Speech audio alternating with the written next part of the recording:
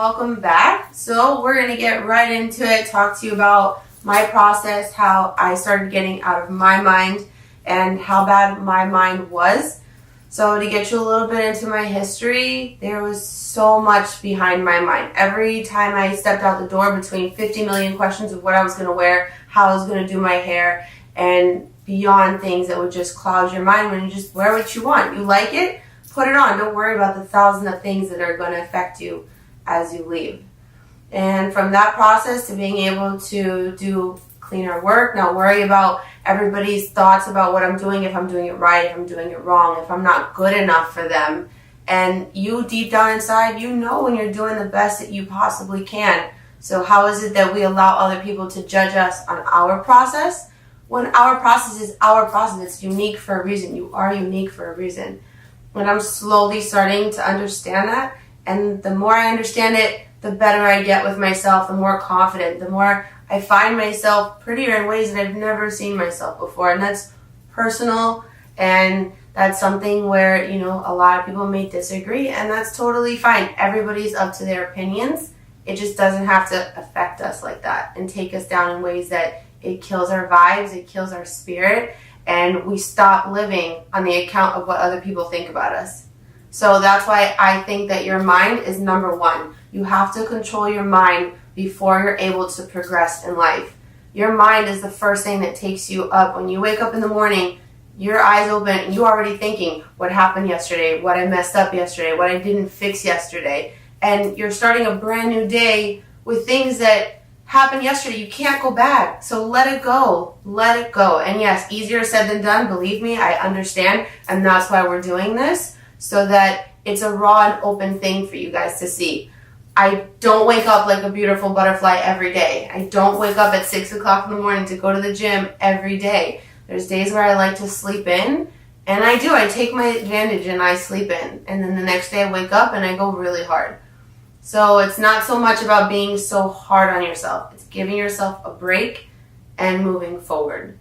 So first things that I started doing was, in the mornings, best thing for you to do, wake up.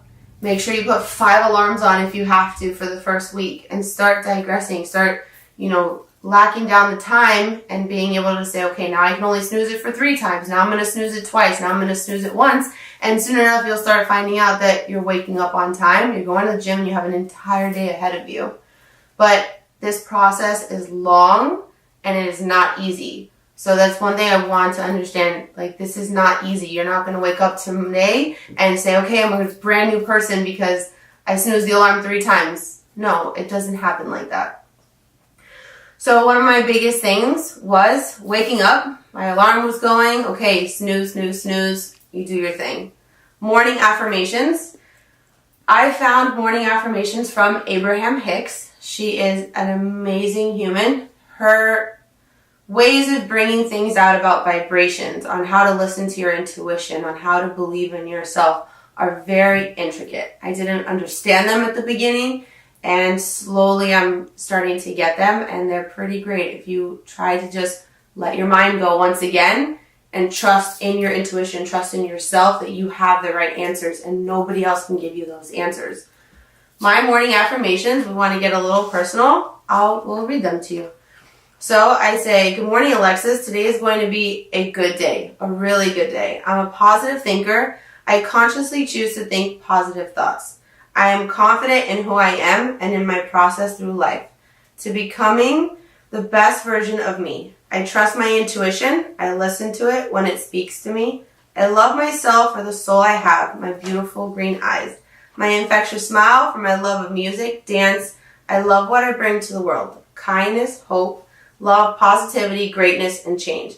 I am a positive light. I am hope, peace, love, faith. I believe in myself, my strengths, and my dreams and my future to live the life I want to live and how I want to live it. And I will, I can, and I must. Have a beautiful day. That was every day I read this little paper. As you can see, the little things are all falling off of it. And there was more to that too. So feeling crazy is probably the number one thing that you're going to feel throughout this entire process. And that's normal. Right now you're used to being the way the world wants you to be. You're not used to doing the hair you like and wearing the clothes you want to wear. and being able to walk outside and say, this is me. So when you start touching those buttons and you start finding out that you can do those things, but it's scary.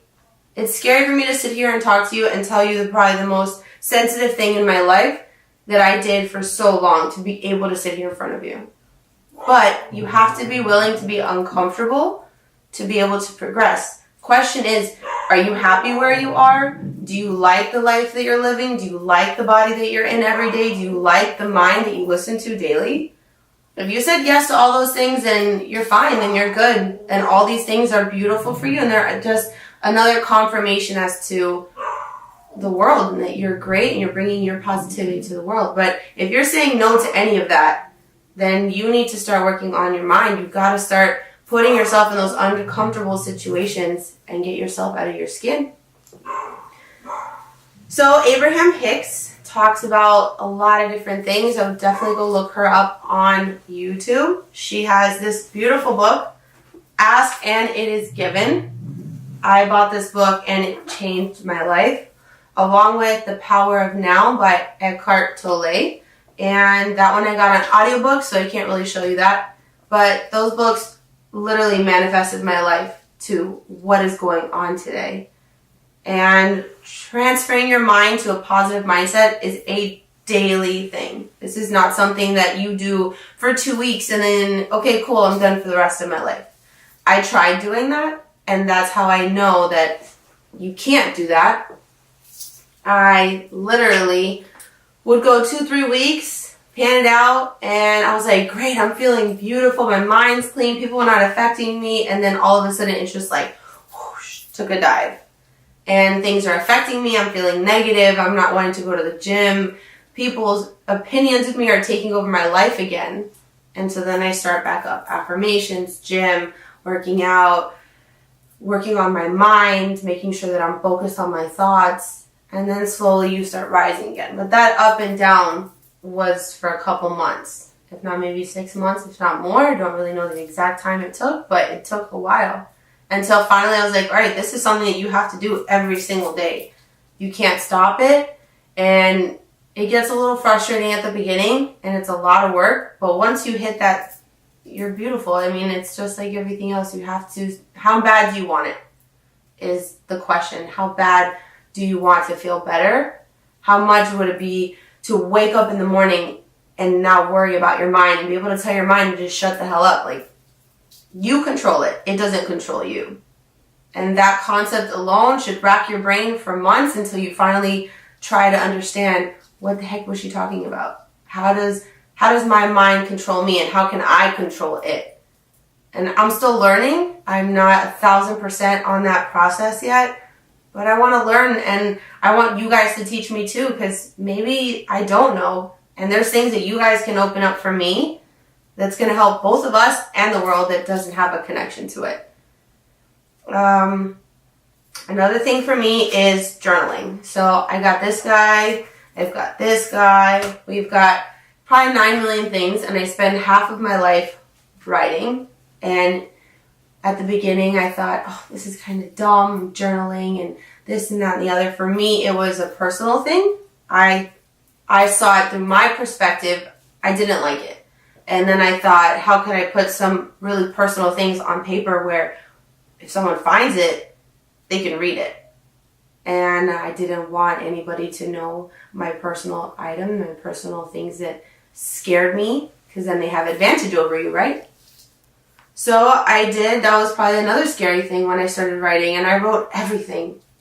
Everything. Every day I write.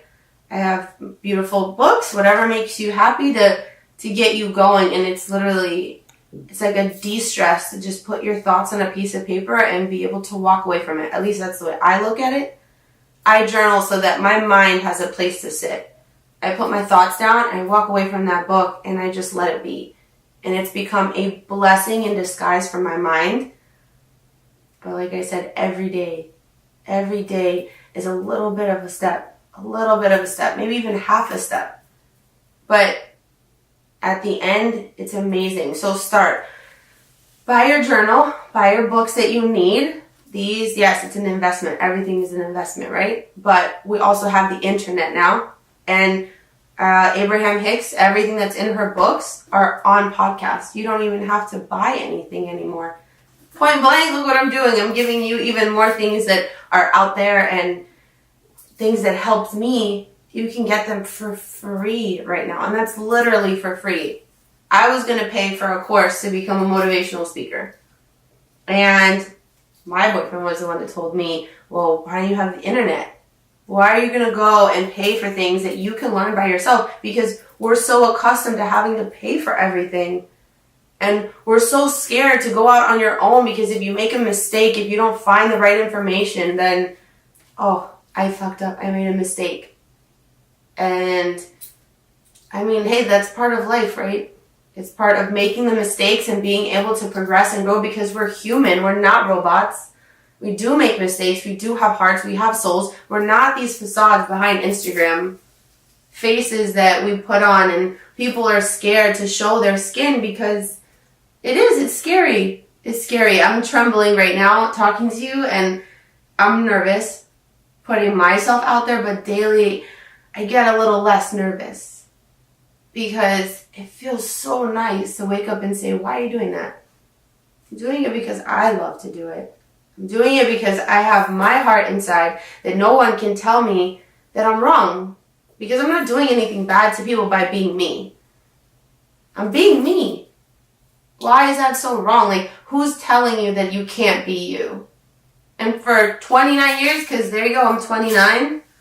Probably let's hack off maybe 3 or 4 years that I've started tapping into being me. But ever since then, I was a lost little soul. Doing things to not make people mad, doing things for people so that they could stick around because they didn't want to be alone. Come to find out that those people that are not good for you, they end up falling off anyway. As soon as you start to do you and be you, that's when you find out who's there for you, who loves you, who cares about you. And you have to take the time and you have to be fearless to jump into that. There's nothing else to say about that. You have to want to be you. And it is a little bit lonely in the process because you start splitting two worlds. The world that did nothing for you and the world that can make everything happen for you. And the people that are lying on the other side, some may come with you and some may not. But then that's another question, right? Life's full of questions and answers, and you're the one that has the answers. Right in your tummy, when your tummy tells you, damn, it doesn't feel good. You have to listen to that. But then understand that's where the mind comes in, because that doesn't feel good. That's why we feel fear, because of jealousy. We feel it because we're scared to lose our partners. We're scared to lose friends. We're scared to do everything. We're scared to live. And so your mind is conditioned and trained to keep you safe. And all your memories are stuck to bad things. So women mainly, or men too, but you get into a relationship, the first thing you do is you stick everything from your past relationships onto your new relationships. You're scared that this person is going to do exactly what the last person did, what the last person did, what the last person did, and you're bringing all those nasty vibes into a new thing. And then you wonder why it tanks. I've done it my whole life. And I had to start changing. Because if not, your entire world comes crashing down because of what happened in your past. Your mind has all these negative pictures just there, keeping you pouncing into the same memory that's been happening over and over and over again. And you wonder why it keeps happening. Because you're not working on your mind. You're sitting there and watching Netflix for 9 hours a day, and you're constantly busy, so that you don't think about it. Scary part, if you want to change, you have to realize what are the things messing you up to be able to attack them and progress and grow. Do you want to know the deep, dark secrets that you have in your closet? Some of us don't. I know I didn't. I was not proud of a lot of things that I did. And a lot of people that I was around. But hey, I made mistakes. And according to the way life always wanted us to play things safe, I was going to go into nursing school. And it was not a bad thing, right? It's security. It gives you business. It gives you a place to stay. You have a secure paycheck. And that is the way our parents were raised. And that's why we were in where we are right now, a lot of us. And that's fine. They did the best they could for us with what the knowledge that they knew. Now we have an explosion of knowledge all over the internet. You have books, you have everything in your intellect to grow. So it's time to work on our minds and keep going to see where we can grow together. All right, guys. Well, thank you for coming back again and watching the second episode. I hope you guys liked it. I hope it's informative and it gets you started on your path. If you have any other questions, please leave your comments below. Maybe we can exchange emails, whatever works for you guys, or even comments. I'm going to put a couple links down there for the different people that can get you started and give you maybe a couple more ideas that maybe I wasn't able to get into at the moment. So I'll put down there a little bit of Tony Robbins, some Abraham Hicks for your morning affirmations to get a little idea of that if you didn't like mine. And general podcast. I'll just throw some things down there and you guys can kind of click around, see what works for you, what gets you going in the mornings, and I hope it works. And so we'll see you next time. Thank you for coming back. Hey guys, I'm sorry, I totally forgot, as normal, hit the subscribe button, hit like, please come back, let me know if you like this, and I'll keep bringing you some good stuff. I hope you have a good day.